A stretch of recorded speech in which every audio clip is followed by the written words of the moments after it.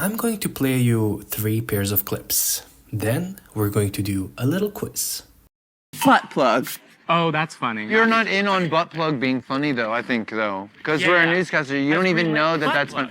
That's greenlit butt plug, starring Ross Matthews. I think that's too much hit on Ross because it's about toys. It's based on a popular toy. Hit butt plug hard. Okay. Yeah. We should break character That's a why I bit. was trying to laugh throughout it, because that's what Colin Jost always does. Like, halfway through, they start cracking up. I think there's a fine line between breaking character And genuinely laughing. Because the thing about I think the character thing should about still them be is- laughing. because you're playing Crystal Envy and you're playing Lexi Love. Play with grounding it a little more because I think the jokes are funny, and then end it with like And one of us grabs the other one's neck. Like I don't think we should do like a grabbing a choke at the end. I think it should be how much fun we're having. Suzie Toot, congratulations, you're the winner of this week's challenge. I want Kansas Dorothy down. I want Kansas Dorothy. Your talent show was read for being earnest and smaller, and I think that that's how your Kansas Dorothy could be in trouble of reading, because it is a soft and heart moment, as opposed to something that is punchier and funnier, which I think is what they would love to see from you. I will not do the Green Witch, because that is not in my wheelhouse. So, Acacia's gonna be Kansas Dorothy. I'm down with that. Acacia, sashay away. I love the Good Witch. I also love The Good Witch. You love The Good I Witch? do. We will do a quick vote. If you want Kori to be the good witch, raise your hand. Gregory! Anya, Jules, you are both safe. Kori King, Acacia forgot. I'm sorry, my dears, but you are both up for elimination. You may have noticed that I messed with the audio of the clips, editing out the music choices and the queen's reactions to what Suzie Toot was saying. In the set clips, we watched Suzie Toot give proper advice to other queens and analyze what's going to happen based on the knowledge she has on her fellow castmates. Each of the 3 times she was correct in her assessments of the situation, as you could see. Now, here's the quiz. Knowing what we know so far, how would you, as a producer, edit these scenes? Would you A. leave the scenes without background music and not ask the queens their thoughts on Suzie's behavior? B. add in positive or cheery background music to the scene and ask the queens about Suzie, knowing the outcome of the episode. Because remember, the confessionals are filmed at the end. Or C, add in negative and shady background music and ask the queens pointed questions about Suzie, such as, how did you feel when Suzie was telling you what to do? I'm gonna give you a little time.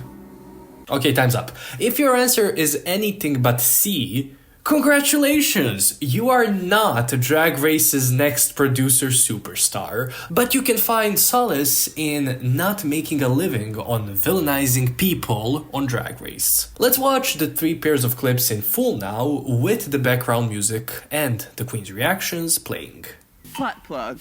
Oh, that's funny. You're not in on butt plug being funny, though, I think, though. Because we're a newscaster, you don't even know that that's funny.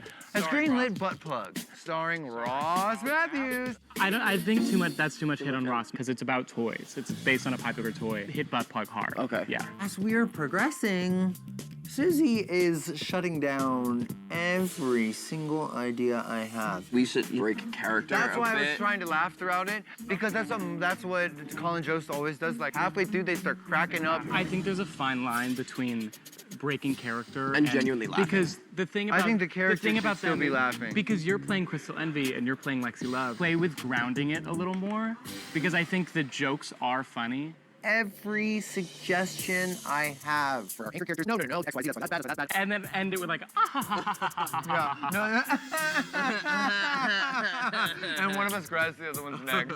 like I don't think we should do like a grabbing a choke at the end. I think it should be how much fun we're having. I don't think the other teams have this insight into how sketch comedy works. Suzie Toot, congratulations, you're the winner of this week's challenge.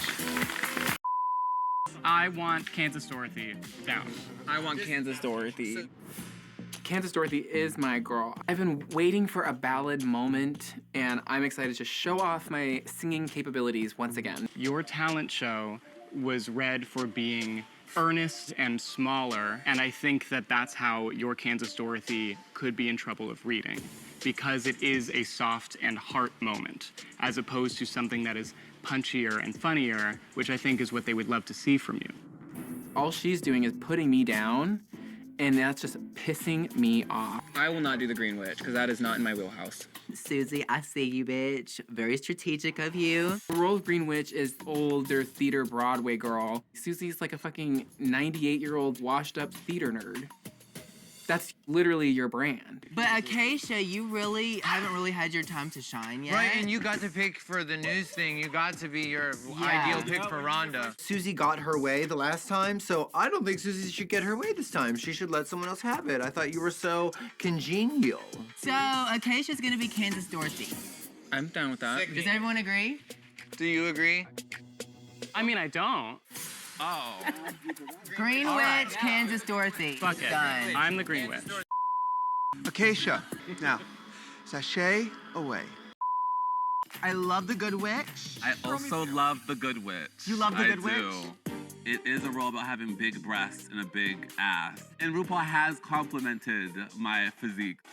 You don't have that. It'll be very embarrassing if you get there shaking a flat ass and no boobs. Well, that's why things are provided for us for this challenge.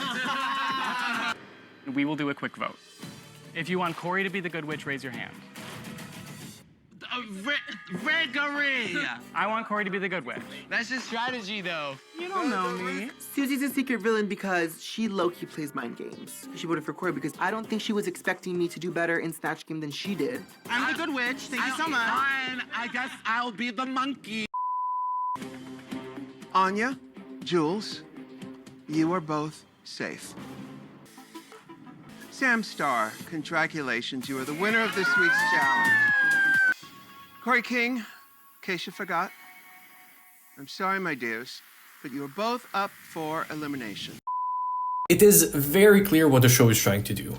In these three major instances, Suzie was correct in her reads on the situations that she was in. However, she was presented as mean, overbearing, and condescending, which she was not. In the episodes when Suzie does well, she's shown as a villain. She was built up very well in the first competitive episode of the season, well, the first one that she competed in, by winning it, even though in the said episode, all the other queens were doubting her talents and skills. This is a fine way to edit somebody. It's like a nice trick to play on the audience, in order to make us even more impressed by a queen. However, the way she has been edited in the last couple of episodes has been very poor, in the sense that Drag Race is going out of its way to make her seem villainous. In a cast of queens that created their personalities and aesthetics on TikTok, Suzie comes in as a Ben de la Creme archetype. Well-rounded, with a character in drag and a specific aesthetic that's different to what is popular now. And therefore, the majority of the queens, and as an extension of that, the fans, will see her as having a bad aesthetic, which is just not true. With that, of course, is the shady editing that they are doing with Suzie's interactions with the other queens. The thing is, this is not the first time the show's tried making someone a villain just because they gave their 2 cents. Which ended up being correct. I covered this in one of my oldest videos, back when I sounded like Jules Sparkles, because I was a child, but essentially they're doing to Suzie what they did to Fifi on All Stars 2. On that season, Fifi still had the reputation of being a villain, one of the show's greatest villains on season 4, where she, indeed, gave queens advice that would sabotage them. However, on All Stars 2, she told Roxy that her Sofia Vergara was not going to be good enough for Snatch Game, and then Ru told Roxy the exact same thing. In the very next episode, Fifi told Ginger that her dress was too long and that she probably will not be able to dance in it for the Maxi Challenge. And then for the Maxi Challenge, Ginger's dress is too long and she's not able to dance in it. So Fifi is being friendly, helping other queens, being right, but every single one of those times, she was presented as a villain. The exact same thing is happening with Suzie. She was trying to help Lexi, whom we would later see on Snatch Game being shown as not a good comic, and then Suzie ended up winning the Maxi Challenge for that episode. She was telling Acacia that she was gonna do pretty much the same thing she did for her variety performance when she was in the bottom 2 if she ends up choosing Dorothy, and then Acacia chooses Dorothy, is in the bottom 2, and eliminated. She was trying to help Kori, saying that she should play the good witch, and Jules, therefore, should be one of the flying monkeys, with the mini-me version of her. Other queens don't agree with that, and then what happens? Kori is in the bottom two, and then in the ranking, Jules is in the third place after Sam and Suzie. Suzie Toot was correct every single time, but every single time she was shown as a villain, because the other TikTok queens and their fans have the attention span of 30 seconds and cannot see further than their nose. Is Suzie correct every single time she speaks on the show? No, she's not. She was incorrect in thinking that she would win Snatch Game and in saying that Anya's Eddie Murphy impression was just Anya. However, she was safe that episode, effectively being humbled by her placement. The story makes sense. Person thinks they're correct, they are very clearly not correct. Person is shown that they are not correct. However, the story of the instances I've mentioned is person thinks they're correct, they are shown as not being correct, but they end up being correct and they end up placing well. The production is trying to make you dislike Suzie because she's attacking your faves, but at the same time doing well and getting praise, which will make some people frustrated. I can kind of assume why this is happening.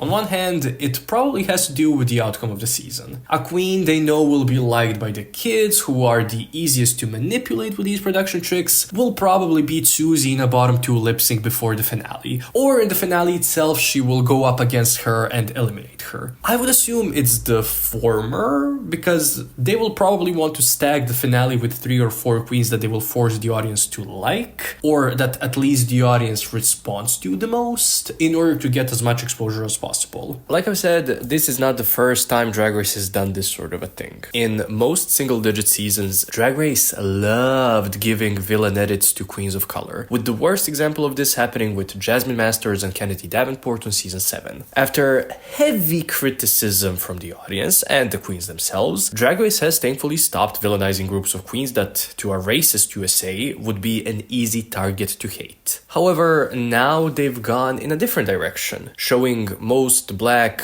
and trans queens as virtually flawless, which is also a form of discrimination. I don't know why some of you all keep pretending that it isn't. Ignoring any other queen of color's existence, Nymphia winning season 16 is not an exception here, and villainizing competitive white queens, because they know they can get away with it. I have no doubts that there will be comments under this video saying that I'm only defending Suzie because she's a white twink, even though I've defended many queens that are not white twinks on this channel, because God forbid nuance exists or is discussed within this fandom. Obviously, the hate that the latter of these 3 groups I've mentioned get from the fandom is not as severe as what most previous contestants got, nor is it based in racism. But the fact is that there should not be hate at all. I'm not an idiot, though. We all know that hate will exist no matter what, but Drag Race should not be adding fuel to the fire. In fact, they shouldn't even be starting the fire in the first place. And I know for some people this is silly, and they see past it. And some will even say that, oh, it's not that deep, it's just a TV show. But yes, it is that deep. The production is abusing the fact that its dwindling audience is not media literate, the same way more important people are doing too. And you best believe that when this season ends, I will be coming out with a Mistreatment of Suzie Toot video, because presenting a person as a villain when they are doing nothing wrong is asshole behavior. Thank you for watching.